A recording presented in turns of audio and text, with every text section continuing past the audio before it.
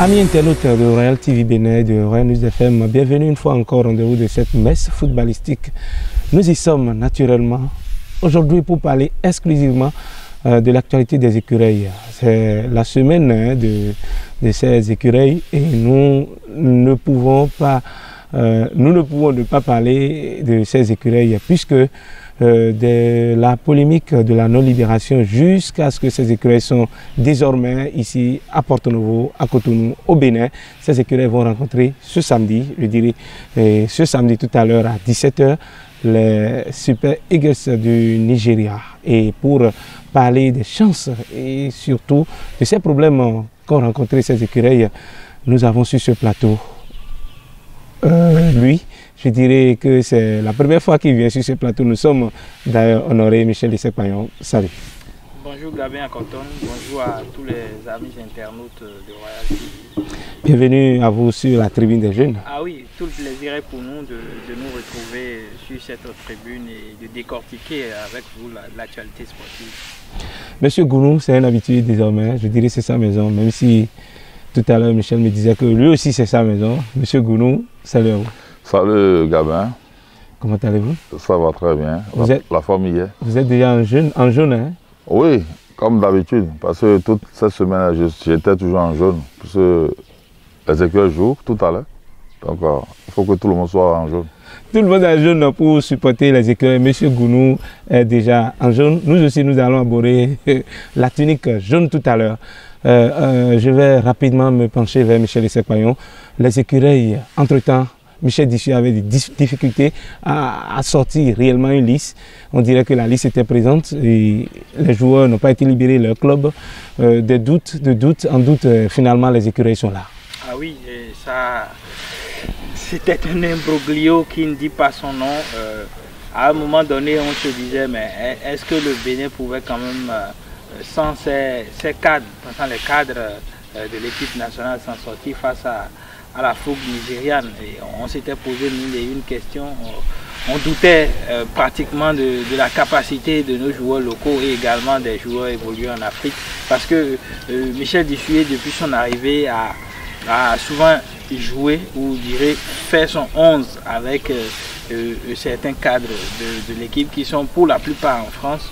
Je veux nommer Steve Mounier, je veux nommer Chedel Dessous, Cédric Rontondi, Adénon Khaled Adénon, Cécile Dalmeda et encore. Aujourd'hui, il y a un jeune prometteur qui se retrouve du côté de la Ligue 1 française, Mathéo Arlenvi, en l'occurrence à Arlenvi. Et donc, c'était quand même de la tristesse pour certains amoureux du cuir rond qui se demandaient si véritablement cette équipe du Bénin pouvait exister sans une dizaine de cadres. Quand vous prenez une sélection de 25 joueurs et que 10 manquent à l'appel, c'est souvent compliqué, très compliqué. Bon, cet épisode-là est passé finalement. Bon, dans un premier temps, certains ont parlé de discrimination puisqu'au niveau du championnat, c'était au niveau uniquement du championnat français. Les autres pays, à savoir l'Italie, l'Espagne, l'Allemagne, l'Angleterre, ont permis aux internationaux qui sont hors UE de rejoindre leur sélection. Mais bon, en France, on n'a pas compris. Et le coup de gueule de la plupart des panafricains, surtout je voulais parler des Fousseni Diawara, des Kaba Diawara, qui sont consultants sur Canal+, et qui sont également sélectionneurs adjoints au niveau des sélections africaines et qui ont permis quand même à ces footballeurs africains-là de se faire entendre à travers les plateaux de Canal+. Je crois que tout ça a contribué. Et la diplomatie offensive au niveau des dirigeants du football africain, parce que qu'on le veuille ou non, hein, il y a eu plusieurs courriers, il y a eu des négociations, il y a eu des pressions. On apprend aussi que Jimmy Adjuri-Boko aurait pesé. Hein? Bon, qu'on le veuille ou non, chacun devait jouer sa partition. Et Jimmy Adjuri-Boko, je crois, il est le conseiller technique du ministre des Sports. Et donc c'est tout à fait normal qu'il puisse peser lourd dans la balance pour que nos cadres puissent rejoindre la sélection. Et bon, je crois qu'à partir de ce dimanche-là où le courrier est sorti, parlant de libération en quelque sorte des internationaux évoluant en France de leur club pour rejoindre leur sélection, les différentes sélections, je crois à travers ce communiqué, personnellement, j'étais satisfait. C'était un ouf quoi. Et je suis sûr que Michel Dussuyer aussi a poussé un ouf de soulagement, puisque c'était vraiment un imbroglio qui mettait tout le monde en doute. C'était pas Michel Dussuyer seulement qui a poussé son ouf de soulagement. Monsieur Gounou, on s'appelait, vous étiez en train de me demander si la liste n'est toujours pas sortie. Si on dirait que c'est un accouchement, il n'y a pas de délivrance quoi. Finalement, la délivrance est arrivée. Hein? Oui, la délivrance est arrivée. Même si c'est arrivé tard, c'est pas mal.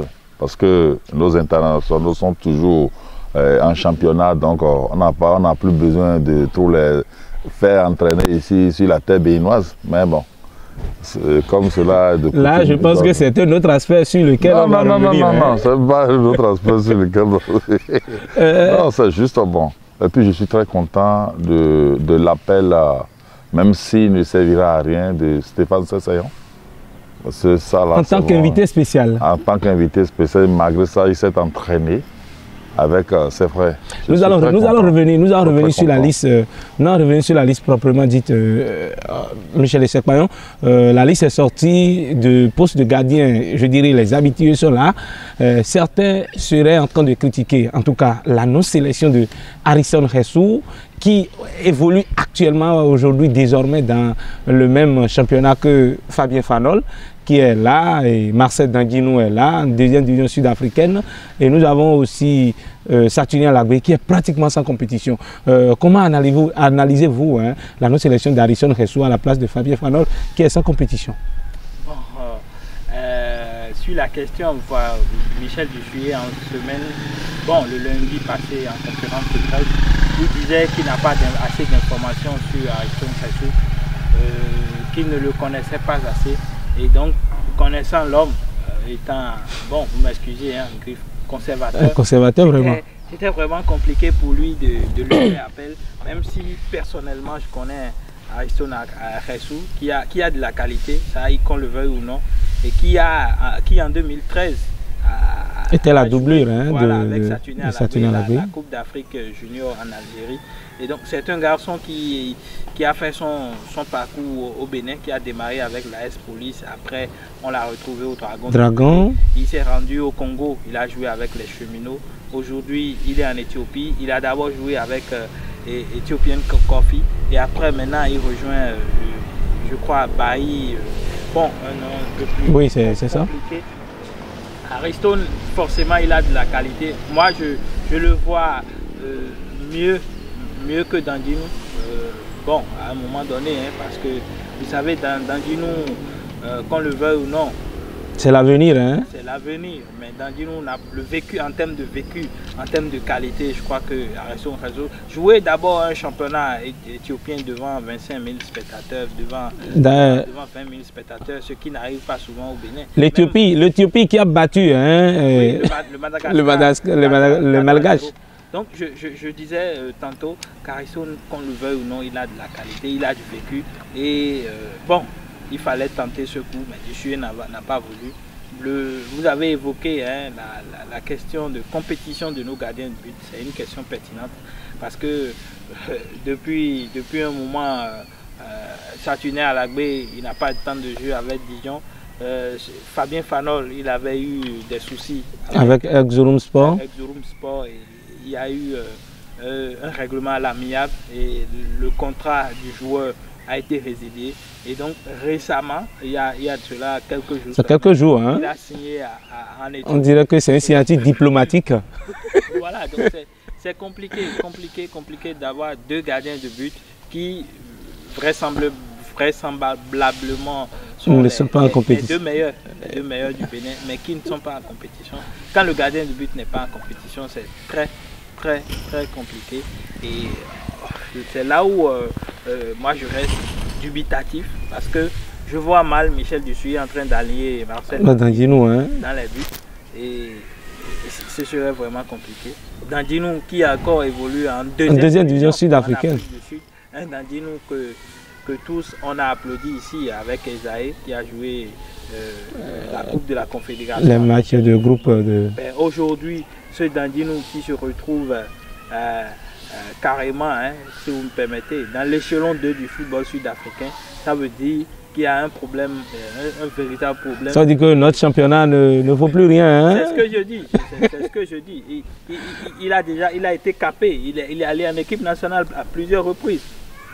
Il a joué une compétition africaine. Il devait quand même le match de groupe, se trouver une place normalement dans l'échelon, dans l'élite nationale, échelon du football sud-africain. Et c'est là où j'évoquais le talent d'Ariston Ressou. Ariston, depuis qu'il a quitté, je crois, il n'a jamais joué en D2. Il n'a jamais joué en D2. Depuis la CAN 2013 où il a rejoint les cheminots au Congo et après s'est retrouvé du côté de l'Éthiopie. Il a toujours joué en première division. Et a toujours été titulaire. Hein? Donc, par exemple, 11 journées de cette saison, Ariston reçoit 10 matchs, 10 sur 11. Monsieur Gounou, qui voyez-vous, je vais revenir, qui voyez-vous prendre la place de titulaire ce samedi soir? Non, selon Michel Dussault, c'est toujours le Babu. Qui appelez-vous Babu? Aïe. C'est toujours l'autre là, non? Fabien Fanol? Fabien Fanol, non.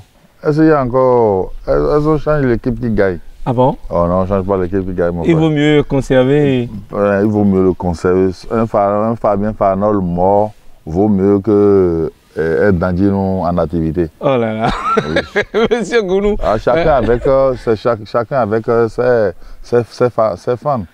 Quand nous venons à la défense maintenant, la grosse absence, c'est celle d'Olivier Verdon.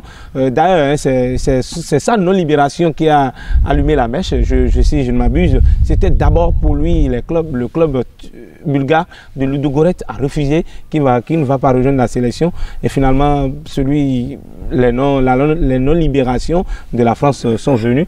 Et là, Olivier Verdon est resté en Bulgarie. Il va suivre ses écureuils, ses amis, ses coéquipiers depuis la Bulgarie.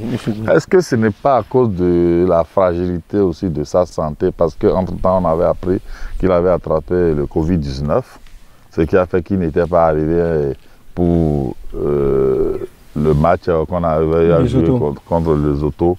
Est-ce que ce n'est pas à cause de ça? Puisque bon... il vaut mieux, est-ce qu'il est réellement guéri de ça? Peut-être que il s'en est guéri. Il a même joué. Il a joué l'Europa League, il a joué même en championnat avec Ludogorets. Il évolue dans le même championnat que David Kiki, le PFC Montana. Mais David Kiki, c'est parce qu'il paraît que personnellement, il a négocié lui-même. Il a voulu jouer ce derby-là. Maintenant, le PFC Montana et Ludogorets en Bulgarie, ce ne sont pas les mêmes niveaux. Eh bien, Ludogorets quand même est assuré, hein, on dirait plus assuré. Assuré d'être. Oui, donc forcément, ils ont peut-être envie de conserver tous leurs éléments parce que la certaine, quand vous revenez, vous passez une semaine pratiquement en quarantaine. En Afrique. Cette certaine-là, ça met en difficulté les clubs. Et vous connaissez très bien Olivier Verdon. C'est quand même l'homme qu'on appelle l'homme mental. Et quand Olivier Verdon est dans l'AS pour cette formation de Ludogorets, il a su. Et donc c'est une pièce maîtresse. Peut-être que le club à un moment donné s'est dit, mais bon, s'il va en Afrique et qu'il contracte à nouveau la Covid-19, c'est que ça fait 2-3 semaines d'indisponibilité. Alors que déjà, même quand il ne contracte pas la maladie, il rentre au pays, il va faire 7 jours d'isolement avant de retrouver la compétition. Alors qu'un club qui joue le haut du tableau et qui peut-être a des derbys en vue. Et derby, surtout, parce que Ludogorets joue les premiers rôles. Voilà, je crois que, bon, on ne va pas trop condamner le club. Verdon n'est pas là, mais il y a Yohan Roche. Il y a de la matière. Il y a Yohan Roche, il y a Denon Khaled. Bon, Roche qui n'est pas tellement en compétition. Ça, il faut reconnaître que depuis un moment, il n'est plus titulaire. C'est ce qui étonne. À un moment donné, il me semble qu'il était blessé. Et après, quand il est revenu, bon, peut-être qu'il n'est plus trop dans les choix de l'entraîneur. Mais qu'on le veuille ou non, c'est un garçon qui a de la qualité. Aujourd'hui, on a Cédric Rontondi qu'on ne présente plus. Vraiment, le maestro de cette défense clermontoise. De Clermont, Cédric qui a su au niveau de la Ligue 2 française et qui fait partie des top défenseurs au niveau de la Ligue 2. Cédric a été, pour rappel, plusieurs fois dans l'équipe type de la Ligue 2. Et enfin, le maréchal Khaled Adenon, attention. Même s'il évolue aujourd'hui en division inférieure. Ça fait division. Il voudrait juste relancer. Sinon, Adenon, son niveau, je crois que... C'est la Ligue 1. Non seulement la Ligue 1, il doit pouvoir quand même jouer avec un club UP au niveau de la Ligue 1. Parce qu'aujourd'hui, le garçon il a appris, il a beaucoup appris, il a du vécu, il est intelligent et je crois, comme on l'appelle, le maréchal, il apporte beaucoup à l'équipe nationale du Bénin. Et d'ailleurs, avec sa trempe, on dirait que Olivier, je dirais, Khaled Adenon est finissant. Finissant comment? Finissant en comment? Une trentaine déjà, c'est vrai. Non, faut pas dire que Khaled est finissant, hein, mon frère. Faut pas dire ça. Regarde la dernière Coupe d'Afrique qu'on avait à jouer.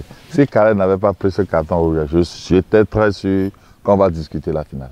J'étais très sûr. là. Non, je sais de quoi. Il faut voir comment. Non, mais quelque part, M. Gounou a peut-être raison. Parce que, en fait, c'est un maillon. Et quand on a. C'est une chaîne, je voulais dire. Et quand on enlève un maillon de la chaîne, d'accord avec moi que le lien se coupe. Le lien va se couper. Et qu'on le veuille ou non, Adenon, c'est, comment on appelle,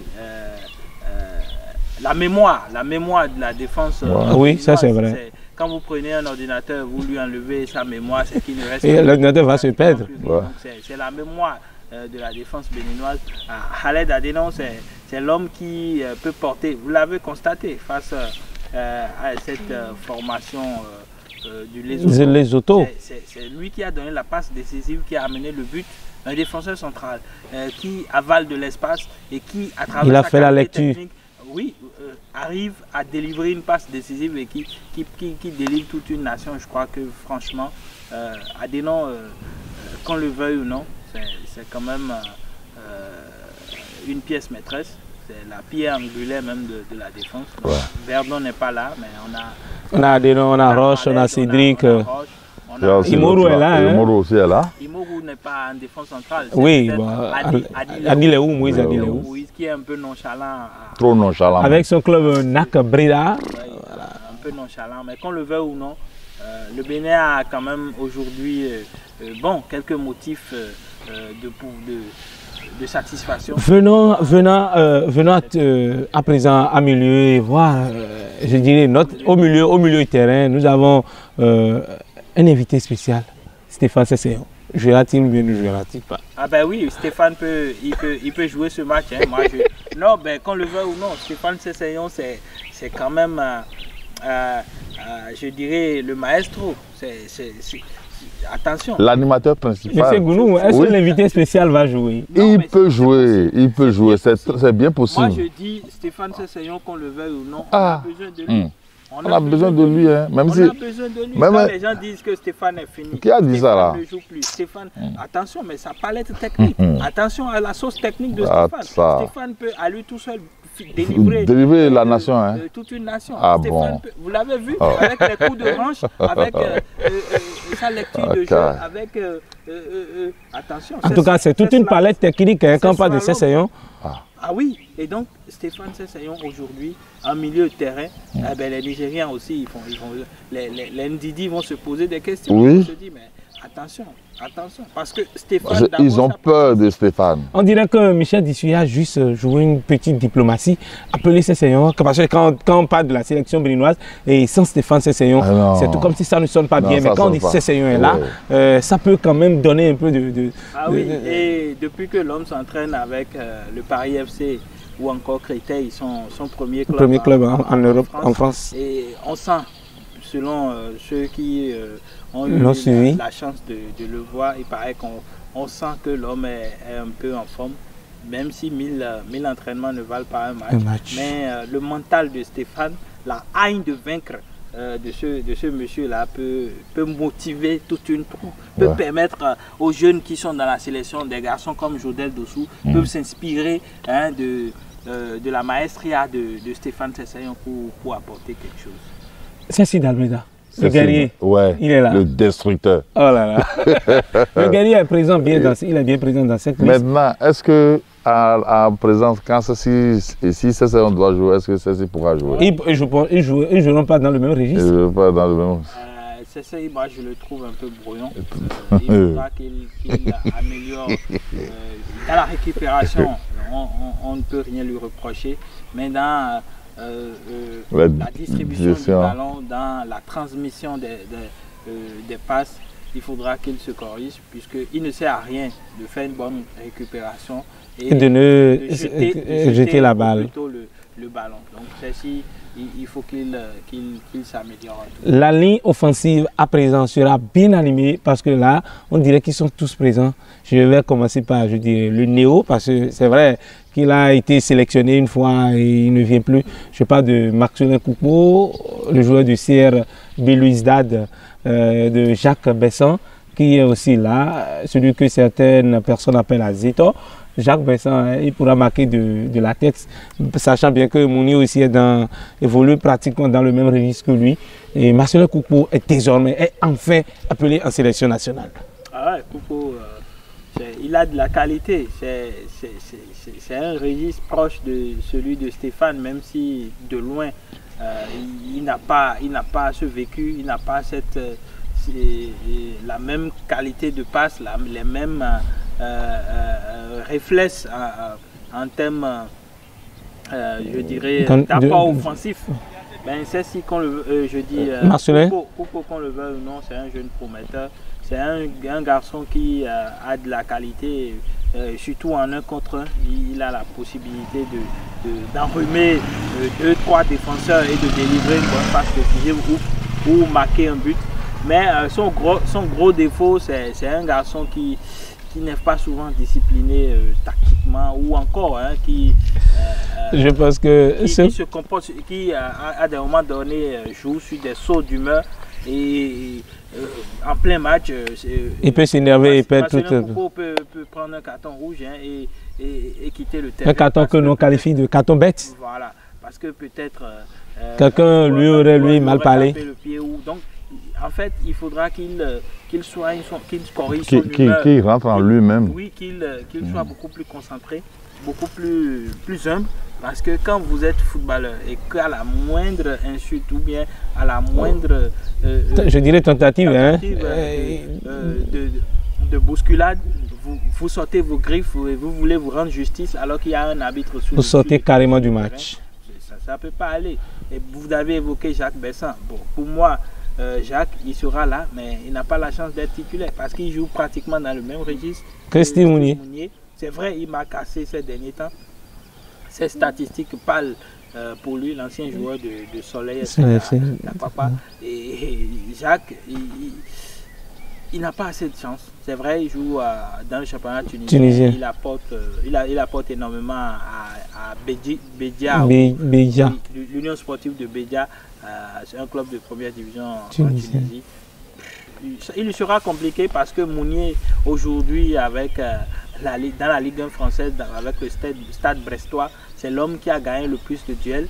C'est l'homme qui a marqué même en Coupe de France. Oui, un beau but, un retourné acrobatique. Un retourné acrobatique, un but qui a fait le tour des réseaux sociaux, qui a fait le tour de l'actualité sportive internationale.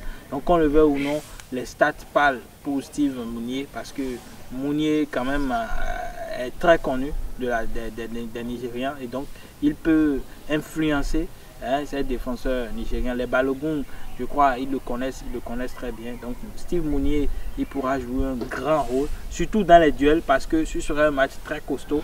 Les Nigériens vont vouloir mettre l'impact parce que vous connaissez très bien le football anglophone. Ça va vite dans la rapidité et ça va également dans les contacts. Et donc, Steve Mounier pourra résister quand même. Beaucoup nous aider parce qu'il va gagner énormément de duels s'il est bien servi. On va prier quand même. Monsieur Gounou, Mika Poté est là. Jodel Dossou, il était blessé, entre-temps il est revenu. Est-ce que Jodel Dossou pourrait être à 100%? Oui, il sera à 100%. Même si Jodel est blessé, hein? Même si Jodel est blessé, blessure dont on parle en Europe, là, c'est pas blessure où on casse l'orteil. Hein. Il est juste blessé, c'est juste une petite égratignure. Il va faire très mal ce soir. Jodel Dossou sera à 100%. À 100%. Et Mika Poté? Michael Poté, le vieux taureau. Il va toujours jouer son rôle. Djigla n'a jamais, je dirais depuis quelques années, Djigla n'est plus titulaire avec le club niortais, mais depuis peu, quand il vient en sélection, Michel Dissier lui donne toujours quand même sa chance. Et Djigla... il se retrouve mieux en sélection, c'est le paradoxe. En club, il a des difficultés, mais quand il vient en sélection, vous l'avez vu, il n'était pas titulaire il y a 2 ans pour le match face au Togo, pour le match qualificatif. Et puis c'est bien Soukou. On lui délivre une passe décisive, Djigla part et paf, il met le ballon au fond des filets. Donc on le veuille ou non, Djigla aussi, bon, il a de la qualité, il a la confiance de Michel Dissier. Mais moi je parie que Poté dans un grand match, Dissier va vouloir miser sur son expérience, il va vouloir miser sur son vécu et Jodel, comme l'a dit Monsieur Gounou, Jodel Dossou, c'est juste des égratignures. Le lutin, il va faire très mal parce qu'en fait il adore ces genres de matchs. On l'a vu face à l'Algérie avec, vous vous rappelez bien, avec des gestes techniques qui ont fait le tour du monde. Et sur Radio Foot International, RFI, les Rémi Ngono se sont étonnés du fait qu'un joueur, il était en 2e division en Lestinin. En Autriche. Oui, et pourtant, Jodel Dossou a fait feu de tout bois. Et les Algériens, malgré le grand niveau qu'ils ont, ils n'ont pas pu contenir Jodel. Et donc aujourd'hui, Jodel est en feu, hein, vraiment, il est en feu. Ça fait 11 buts pratiquement, 11 buts en Ligue 2 française et plusieurs passes décisives. Vraiment. Aujourd'hui, il fait partie des pièces maîtresses de Clermont Foot. Donc, et c'est d'ailleurs pour ça que Clermont ne voulait pas qu'il vienne, parce qu'on dirait que le club n'a jamais joué la Ligue 1. Actuellement, le club est en train de monter. Pratiquement, ils sont bon deuxième. Hein. Et l'autre atout majeur, Jodel fait partie des 2 ou 3 joueurs les plus convoités au niveau de la Ligue 2. Parce qu'il est très convoité. Il y a plusieurs clubs de Ligue 1 qui veulent l'enrôler parce qu'il montre de très belles choses. Et donc, Jodel va profiter surtout de ce match international. Tous les projecteurs seront braqués pour encore se faire un nom parce qu'il a besoin de notoriété, il a besoin de s'afficher, il a besoin de s'affirmer. Jodel, il a quand même su bien jouer son coup, hein, parce qu'il a dit je quitte le FC Vaduz, c'était pas évident en 2e division et finalement il pourra monter en puissance. C'est d'ailleurs ce qu'on peut souhaiter pour nos internationaux. Monsieur Gounou, 2 matchs pour ces écureuils, d'abord contre les Super Eagles ce samedi soir et après, mardi, les écureuils iront jouer contre les Leon Stars de la Sierra Leone. Est-ce que le Bénin peut quand même... Comment on peut aborder le match contre le Nigeria? Parce que si le Bénin gagne ce match, c'est fini, nous sommes qualifiés. Ouais, sur 2, on peut avoir 1,5. Je voulais dire, même si on faisait un match nul contre le Nigeria, on peut aller gagner. Est-ce que le match à ne pas perdre, ce n'est pas ce match contre le Nigeria? Mais ce n'est pas sûr qu'on va perdre ce match. Ce n'est pas sûr qu'on va perdre. Quand il ne pas sûr là, parce que les Nigériens seront ici. Quand nos écueils étaient chez eux là-bas, on sait les traitements qu'ils ont eu à faire aux nôtres là-bas, sur le terrain fétiche. Maintenant, eux aussi là, ils viendront sur la terre fétiche. On va leur montrer que le Bénin aussi ne s'amuse pas. Comment les écuries peuvent-ils aborder ce match contre les Super Eagles du Nigeria pour ne pas perdre, surtout ne pas perdre cette rencontre? Ah oui, le Nigeria aujourd'hui, bon, c'est vrai, hein, ils ont assez de joueurs de haut niveau au sein de l'effectif. Mais le Nigeria n'est plus un foudre de guerre. Le Bénin peut aujourd'hui les tutoyer si on s'organise, si on se fait confiance, si les joueurs dégagent de la sérénité sur le terrain. parce qu'il faut avoir le mental pour finir avec des équipes comme le Nigeria, parce que même en difficulté, c'est des équipes qui jouent souvent sur le vécu de leurs aînés. Ils jouent, ils vont te dire sur le terrain. Bon, 20 confrontations. Chez moi, il y a eu les JJ Okocha, il y a eu les Wanko Kanu. Vous êtes de petits joueurs.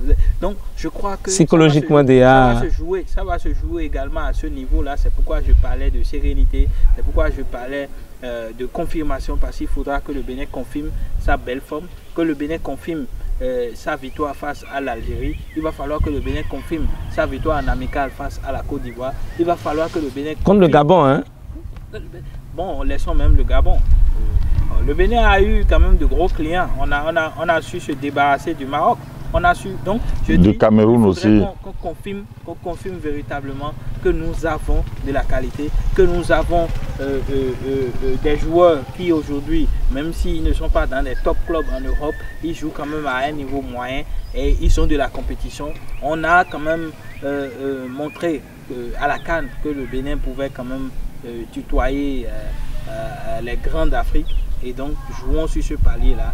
Et dès qu'on va finir avec le Nigeria, je crois que Sierra Leone ne sera pas plus compliqué, mais c'est quand on va commettre l'erreur de ne pas gagner, et je sais qu'on va gagner. Quand on commettra l'erreur de ne pas gagner, c'est là où les petits calculs vont commencer et on aura vraiment du mal à s'en sortir. Monsieur le journaliste, permettez-moi de poser une petite question à notre frère Essekpayon.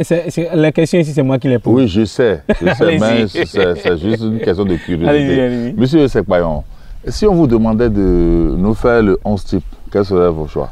J'allais venir. Qui sont ces joueurs que vous voyez débuter cette rencontre contre le Nigeria? Bon, connaissant Duffier, étant un frère conservateur, Farnol dans les buts, Imoru à gauche. Bon, même si Imoru n'a pas assez joué cette dernière. Kiki à droite. Imoru, Kiki, bon, ce serait difficile sur le côté gauche de faire un choix. Mais je crois que Duffier va vouloir miser sur l'expérience de Imoru. À droite, Youssouf Asogba, qui a retrouvé quand même du temps de jeu avec le FC Amiens, le Football Club en Ligue 2 française. Bon, dans l'As, vous savez, sans réfléchir, Adeno, le Maréchal, Cédric et peut-être... Adileou. Bon, je vois beaucoup plus l'homme de Rodez, Yohan Roche, à leur côté, parce que c'est ce trio-là qui a joué face au Lesotho, et donc ils ont forcément des automatismes. Ils ont joué ensemble il n'y a pas longtemps, en novembre, oui. Et donc je revois ce trio-là en milieu de terrain. Bon, celle-ci, moi j'aurais voulu, même si je ne suis pas Michel Dussuyer, j'aurais voulu que ce soit Cécile d'Almeida et Boulon. Non, c'est plutôt le jeune. Non, le jeune. Ah ok, Matteo Arlenvi. Matteo Arlenvi, que j'ai suivi plusieurs fois en championnat français. Avec le club Nîmes. Et la dernière fois face au Lesotho également, il a montré de belles choses au stade Charles de Gaulle, avec également une belle palette technique, avec de la précision dans ses passes, dans les gestes. Et devant, ah oui, il y a Sebier Soukou, peut-être qui peut jouer sur le côté droit, Jodel sur le côté gauche, et Mounier va débuter. Monsieur Gounou, qui sont vos joueurs, que si vous êtes entraîneur, qui sont ces joueurs avec qui vous allez débuter cette rencontre? Ouais, Fabien Farnol, l'autre, comment on l'appelle? David Kiki. Ah bon? Ah oui, David Kiki, du côté gauche. Youssouf Asogba, Khaled Adenon et puis Cédric Routondi dans l'As. Vous jouez à 4 défenses? Oui, à 4 défenses.